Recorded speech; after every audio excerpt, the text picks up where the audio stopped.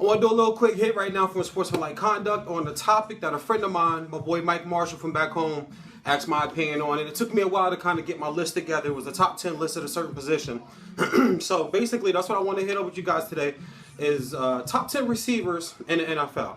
Now, there are a lot of variables that go to this. So the way I did my list is I'm going to break everything down. I didn't go today. I didn't go right now. I pushed for about an 8 to 10 year time span. I think that's fair. I don't think that a guy like Demaryius Thomas, who didn't make my top 10 list, gets put up as a top 10 receiver.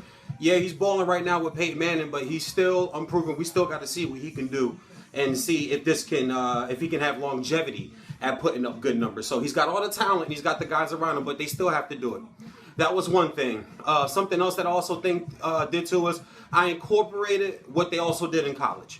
And it fits for a few guys. When you guys hear my list, you guys will see.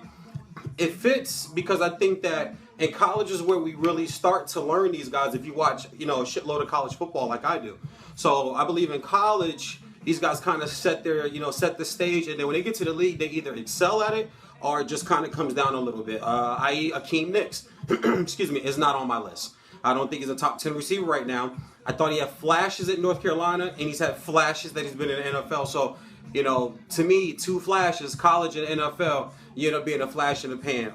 Physical stature, big body, big guy, hands, can run, but just doesn't seem like the complete guy from inside and out. So that was another guy that didn't make my list. So we're going to jump right into this list. So at number 10, we'll start from 10, of course, and work our way up. My 1, 2, 3 might surprise you guys. But at number 10, I got Dez Bryant. I think Dez Bryant would actually be lower on my list, honestly. I'm just not, and part of that is me maybe not being a Dez Bryant guy, okay. But I have reasons for not being a Dez Bryant guy. I just don't think he studies as hard as he should. I think, I'm not even going to go to the tirade on the sideline. That's whatever. NFL players get emotional. There's a lot of money involved in these games. There's a lot of money involved in these contracts. Guys get emotional. So I think that's an easy thing. That's low-hanging fruit on the tree. You know what I'm saying? That's low-hanging fruit. It's easy to say, well, look how he blew up on the sideline. Or him, Moss, other athletes that have done it. That's not showing up your coach, the way Keyshawn did. I'm not big on that. Yelling, screaming back and forth at coaches that I've seen players do. I'm not big on that. But blow up between, teammates and guys got to kind of step in. That's going to happen. So I'm not even going to use that against him. I just don't think he studies as hard. I think his numbers should be a lot more than they are. I think some things that he says is just kind of out of pocket. I'm all for confidence. I'm totally confident in myself 100% in what I do at anything in life. And if I'm not, I try to grow confidence, or I just don't do that certain thing. And to say that you can do what Megatron can do and then follow it up with 3 catches, I know 2 were for touchdowns. Well, if you had 6 or 7, maybe 8 catches, you might have had 4 touchdowns that game. I look at things like that. And then Megatron goes and almost breaks the NFL record. Things like that have pushed him down my list. He has the case of the dropsies. To be a top 5 receiver in the NFL, to me, you can't have the case of the dropsies. That's your most important job, is you catch the football. You're a wide receiver. You use these. You catch the football. And if you have a case of the dropsies, you can't be considered top 5 because there's too many guys that are just as good, just as big, just as fast, just as opposing, just as smart, and they don't have the dropsies. They don't drop football. So he sits right there at me, number 10 with me. So I don't want to make this too long, so I can go on and on for each guy, but I just want to hit my list quickly for my boy Mike and some of the other guys that were commenting on his Facebook who they thought the top 10 receivers in the NFL were. So number 9, I got coming in at Wes Walker. Wes Walker, he didn't have like that star-studded career at Texas Tech, but he did put up good numbers. He was in a passing offense who chucks it around a lot. I think that's why he works in the NFL. 1,000-yard seasons, 100-catch seasons, short hands, great route runner, tough football player. Like, he's a football player. That kid is tough. And to do it, multiple years with Brady, and now he's going to do it multiple years as long as Peyton decides to stick around and play in Denver. And just efficient, followed the Patriot way, kept his mouth shut a little bit. I think he probably wanted to talk a little more than he was able to, and I think that's kind of showing out in Denver right now. But he has the Super Bowl appearances. He was a great number 2 to Randy Moss's number 1, and I'm not even sure if you go back and look at the stats. I'm not even sure if you can call him a number 2. Maybe the Patriots have 2 number 1s that year. They went 18-0 before losing the Super Bowl. Tom Brady threw 50 touchdown passes. Randy Moss caught 25 of them. Wes Walker had 100 catches and 1,000 yards receiving himself, as a opposite of what Moss did. So. And then in Denver, it's a little slow start. I think Payton's the kind of guy, he's going to move the ball around. West, I think, should get more targets, but he's also been dinged up a little bit coming off the concussion. So, big game this weekend between the Patriots and the Broncos. Brady and Manning doing this once again, and we're going to cover that in another clip later on here tonight. So, we got a lot to cover, guys. I got a lot to cover. This is just the first clip of the night. So, don't get mad when you wake up in the morning and you see like 7 video posted. Hey, VJ was working. That's all. It's late. I'm off. I'm sitting here watching the Bulls and Nuggets right now. Just got finished watching the Saints and the Falcons. So this is what I'm doing. So bear with me and watch the videos. And I just got to 1,000 listens, man, on High Art. Thank y'all, man. iHeartRadio. Thank y'all so much. That's real for me, man. Like, that's big. I never got 1,000 of anything, I don't think, in my life before. So that's a good feeling. Anyway, so Des Bryant number 10, Wes Walker number 9. Number 8, I got Roddy White. Roddy White is very consistent. 1,500 yards receiving, I believe, twice, over 100 catches every year so far in the NFL. Doesn't miss games until this year, the ankle, but the ankle got hurt in preseason. Severe high ankle sprain. If you don't ever really sit out for 4 to 6 weeks, it never really heals. Tried to start the season and play on it. Didn't pan out very well. A lot of times makes Matt Ryan's throws look good. He's got the shortest hands. He runs great routes. And he's gone up against the top guys. Last year in the playoffs, Sherman was talking all that trash, and Roddy White was cooking him. I mean, and there's a lot of people who consider Sherman as being the top corner in football right now. So I believe he proves it on the field. Good character guy, why wouldn't you want him on your team type of player? And he's going to put up crazy stats, and he's consistent. He's been doing it since the minute he stepped in the league. I'm not sure what his UAB numbers are, University of Alabama, Birmingham. That's the college he went to. I'm not sure what his total numbers were here. I didn't put his college numbers here. But I do know his pro numbers, and I do know he plays in a tough division. I do know he sees good defenses, every single week. And even when Raheem Morris was with Tampa before Tampa got Shione right now, Raheem Morris was a defense guy. He was a defensive type guy, and their defense has always been good in Tampa. That's what they've been known for. So he goes against great coverage, double teams, and some of the top corners in the league and produces. So I got him right there. Number 7, I got A.J. Green. I think A.J. Green, just like Roddy White, quiet guy, efficient, hands, pass route running. I mean, he's able to. He's connected to his quarterback now. He's getting really connected to Dalton, and they're just starting to have 9 and 10 reception games for him like it's nothing. Like you blink in his third quarter, he's got 8 catches, 90 yards. I mean, he's putting up ridiculous numbers this year. And in an offense where where the ball's going. The ball's going there. It isn't like Des Bryant down in Dallas where people get on Romo for throwing to Witten a little too much. I'm not going to say yes or no, but I understand why you throw to Witten. He's going to retire Dallas great. He might get into the Hall. He's going to break, he's going to get close to, the numbers by Gates and Gonzalez. He's going to get in Shannon Sharp. He's going to get close to those things, man. So I understand there. But a guy like A.J. Green, everybody knows the ball's coming. They know where they're throwing the ball to, and he still beats double coverage. And even with him and Julio in the same high school class and then 3 years each, Georgia, Alabama, and college, I even thought A.J. Green got the better of him a little bit. There he missed a lot of games 1 year for NCAA infraction to start the season. But he's been consistent. He's going to be a Pro Bowler for the next 7 out of the next 8 seasons in the AFC. And him and Dalton are growing together. Sure hands, big playability, great ball skills, goes in high points the ball a lot. AJ Green at number 7. Number 6 is a guy I was dead wrong on. This is the part of the show where I'm 15. I'm not 85. Y'all know the nickname? 85-15 is where I stand. Picks, predictions, anything I put out, go back and check it. 85-15. I'm on a betting app called High Stakes. It's a cool app. You guys should download it too if you got Apple or if you got, what's that other shit? Droids. Yeah, Droid, whatever. I'm an Apple man. We do the Apple around here. But I'm on a betting site there. It's called High Stakes, and it keeps your percentage of all the games you pick and your scores and the different spreads and all that good stuff. So that's a good one. And I was wrong about this guy, man. I really was. Victor Cruz is number 6 for me.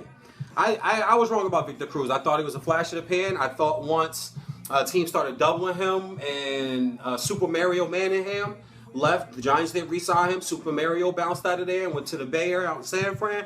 I thought he would see more double teams, and I thought his numbers would suffer for it. And he did, and he's legit. If it wasn't for Victor Cruz, they might not even have the forwards they have now. Because Knicks isn't going to do it for you. The only reason why Randall's getting so much love and one-on-one coverage a lot is because you got 3 guys looking at Victor Cruz every play.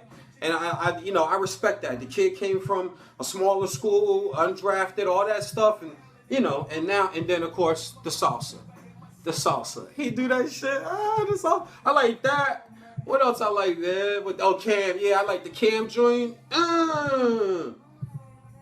I like that. I like when dudes can celebrate, but just don't make it corny. You gotta do something cool. So I saw a QB sack the other day, and the linebacker pulled out an arrow and like bam, like on some Robin Hood, Prince of Thieves type shit. That's a throwback for y'all. Robin Hood, Prince of Thieves. What was that? Kevin Costner, right? Yeah. Anyway, back to my list. Victor Cruz got the salsa dance. He cashed in. He runs great routes, man. And the kid is still showing up for the Giants. When everybody knows the ball's going to him, he's the number 1 option. He still get open. Great hands. You rarely see him drop a ball at all. Great hands. And he puts up the production. So I was wrong about Victor Cruz about 1.5 years ago. And I'm submitting, man. Like, Victor Cruz, you're a beast, dog. I give it to you, man. He makes Eli. Could you imagine what Eli would look like if he didn't have Victor Cruz this year? Think about that. Or last year. Take Victor Cruz off that team, man. That's the way I look at it. Take him off that team, and then you see how good he really was. So, number 5 is just really out of respect for what he's done in college and his NFL career so far. Number 5, I got Andre Johnson. Andre Johnson is one of the prototypical receivers of what you would want in today's football, and as an NFL player and a professional in the locker room. He was the same way at the U, very soft-spoken, goes about his business, does his due diligence, a very effective NFL professional. And I respect guys like that, even though I'm not a Texas fan, not a U fan, but I do respect the career that Andre Johnson has panned out for himself, how effective he is. And week after week after week, he's scouted. They know him. They've watched video on him all week long. There's been a red laser dot from the coordinator sitting in the back with this pin on Andre Johnson all week long. And he still went out last year and had like 1,500 something yards receiving. I would like to see more than 4 touchdowns to go with 1,500 yards. There's a lot of variables to that. You got Arian Foster, who's been leading the league in rushing touchdowns the last 2-3 seasons. I get all of that, but I just maybe some of those, plays where you almost break it, he can start to break those and score more touchdowns. I think the year before he had like 8, 9, or 10 something in that area. Was it 11? All right, I was off on that one. Yeah, but Andre Johnson at number 5. So I can say a lot of praises to Andre Johnson, but I'm gonna leave it there. Number 4, one of my personal favorites, Larry Fitz. Larry Fitzgerald to me is, he could, if not for having bad quarterback play over the last 2 to 3 seasons, he would be the best receiver in the league, even over Megatron, because Larry Fitzgerald, there's not a fault. He does everything. And he's not the biggest guy out there. I understand how great Megatron is. Megatron is also very, very great because of his size and what Megatron is able to do. Even when you think you got him covered. I'm sorry, I'm turning on the fan, man. It gets hot as shit here in the Sports Talk Batcave. With Megatron, he even when he's covered, you can throw him the ball because he's like 7'8". You know what I'm saying? So Larry Fitzgerald at number 4 sits nicely for me. He doesn't have the numbers over the last 2 years, but once again, he's had very, very poor quarterback play. So, you have to factor that into that.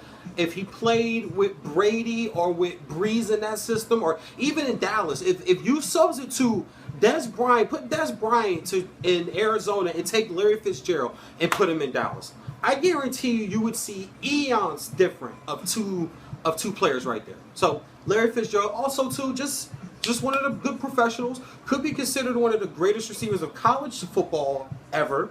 He was a finalist for the Heisman. He's down to the last 4, so you got invited to New York. You don't win the local church bingo for that shit. Like writers and coaches, and there's a panel who vote on who should come up for the Heisman, and Larry Fitz ended up on that. So he sits at number 4. Number 3 for me is, I'm gonna go with Reggie Wayne. Reggie Wayne to me is just total respect.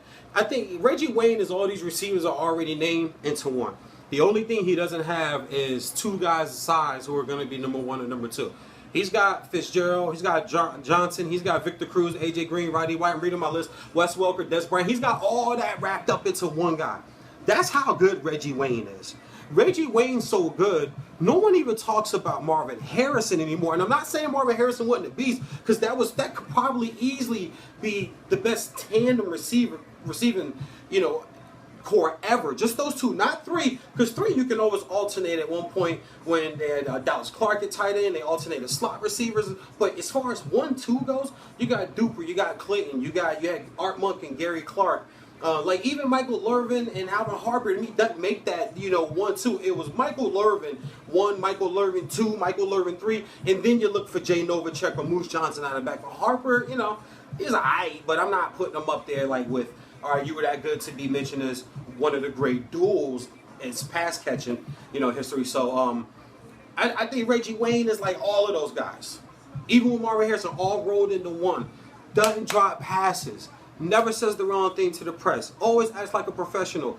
Like runs you don't have to worry about him. I guarantee you, at the facility, they don't even look for him. You don't have to worry about where he is, what he's doing. You know he's doing the right thing. You know he's a professional, and you know on Sunday, he's giving you work. Double team, schemes, it don't matter. He's giving you business. He's giving you just straight business. And it was sad, you know, as a football fan to see him go down with that ACL injury this year. So, but he'll be back. These guys come back. I don't see people retiring off injuries anymore. It's too much pride. It's still too much money. It's still too many different positions, you know, left, you know, to be had. You know, if he gets cut, say in the summer next year, there's going to be some, or before the cut deadline would be in February, March, there'll be a team that'll sign him. He may take his time with who he signs with, but there'll be a team that'll pick him up and sign him. He is coming off an ACL. That's like somebody saying, okay, if the Lakers cut Kobe, no one's going to pick. No, somebody will step right in and pick Kobe up. So I got Reggie Wayne there at number 3. Number 2, I'm going to go with Brandon Marshall, a.k.a. B. Marsh. It's very rare I see him make a mistake. It's very rare that I see him not catch the ball that he should catch, break the tackles that he should break. And I think he is the best stop and go guy after the catch. On the move, Des Bryant's outstanding on the go. On the move, Victor Cruz on the move, Deshaun Jackson. Guys like that on the move, or just, once they catch the ball in stride and there's no one in arm's length, it's over. It's over. But Brandon Marshall can do that. But then Brandon Marshall can also catch the slant, run 10 yards, stop, cut, let 2 defenders fly by him, run 30 yards this way, stop again, and then cut back upfield and go score. Like Brandon Marshall has that type of ability after the catch. It's not just catch and go. It's catch, run, stop, break you down. Oh, excuse me, here, hold that shake right there. Pick your ankles up, and now I'm off with the 4.4 speed at 6'3", 230 pounds. B. Marsh for me, like I understand why Miami gave him up, but I mean, we just had the wrong general manager at that time, because any other general manager, you see teams will still take him. Even with all nightclub incidents and all, and I'm not there, I don't know what's going on, I'm not sure what he's doing, but I know on Sundays, they never have to worry about that. He ain't put himself in a predicament not to play yet, so, you know, what he's doing out there must not be that bad. Not condoning anything he may be doing, but anyway. And then number 1 is the easiest, Megatron, the biggest, the fastest, I don't know about the fast, but just the biggest guy right now, and I'm a big Matthew Stafford fan. I think Matthew Stafford has a lot to do with his success, and he doesn't get credit for it because he's the one throwing that ball. You can't just put, you know, Cleo Lemon back there or Chad Pennington back there and say, okay, Megatron, go have almost 1,900 yards of receiving, almost 2,000 yards of receiving last year. So, but Megatron's number 1, and I just think that's just the consensus right now. Even though a lot of times I may not go with the consensus, I'm a smart guy. So in this way. In this sense, excuse me, I'm definitely going Megatron. So that's my list. Des Bryant, number 10. Wes Walker, number 9. Roddy White, number 8. A.J. Green, number 7. My man, Mr. Salsa, Victor Cruz, number 6. Andre Johnson, number 5. Larry Fitz, number 4. Reggie Wayne, number 3. B. Marsh, number 2. And Megatron, consensus All-American, All-World, everything, number 1 pick. Those are my top 10 receivers in the NFL.